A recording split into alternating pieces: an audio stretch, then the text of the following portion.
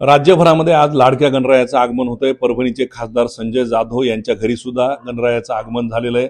पूर्ण परिवारासह भक्तिमय वातावरणामध्ये गणरायाचं आगमन इथं झालेलं आहे। वारकरी संप्रदायाची मोठी परंपरा त्यांच्याकडे असते, कारण महिनाभर ते पंढरीनाथाच्या दर्शनासाठी आणि वारीसाठी जात असतात। त्याच अनुषंगाने या गणेशोत्सवाचं सुद्धा महत्त्व आहे। सर, राजकारणाला सुरुवात जिथून झाली गणेशोत्सवापासून, तुमच्या काय वाटतंय कुणाच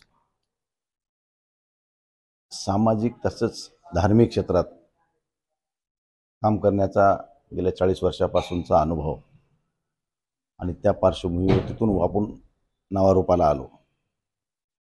मला आठवते पहिल्या वर्षी आम्ही एक गणपती बसवला।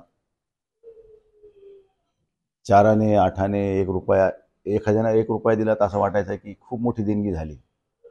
आणि त्यावेळेस काहीतरी 35 रुपये आमच्याजवळ जमा झाले। आणि आमच्या घरासमोरच एक दिलखुश सदाबहार म्हणून एक साऊंड सर्व्हिसवाला होता। त्याच्या गणपतीला त्यांनी घरात लाइटिंग टाकली। त्याला आम्ही पैसे देते, म्हणलं हे तुमच्या लाइटिंगचे पैसे आले गणपतीचे।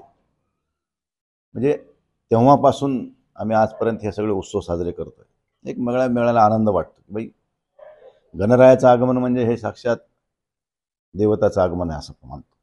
आणि त्या अनुषंगाने गणरायाच्या आशीर्वादानं, माता दुर्गेच्या आशीर्वादानं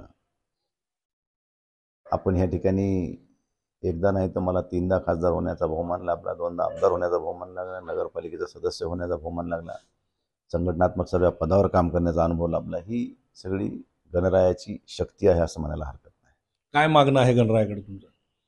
गणरायाकडे माझं एवढंच मागणार असतं की आज मोठ्या प्रमाणात ह्या ठिकाणी अतिवृष्टी झाली आहे आणि ह्या अतिवृष्टीमध्ये माझ्या भागातला, ह्या महाराष्ट्रातला शेतकरी हवालदिल झाला आहे।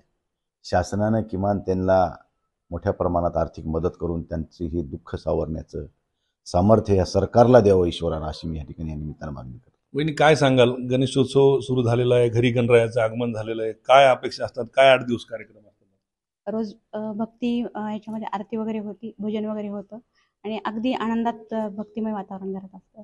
माझं घराणं वारकरी संप्रदायाचं असल्यामुळे हे संस्कृती, देवदेवताचे पूजन हे मला जोपासायला आवडतं। काय मागणं आहे गणरायाकडे?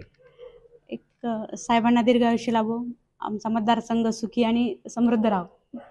तर हे लाडकी खासदार परभणीचे आणि त्यांच्या सुविध पत्नी होत्या क्रांतीताई, त्यांनी सांगितलं की सर्व मतदारसंघाला या ठिकाणी समृद्धी लागो।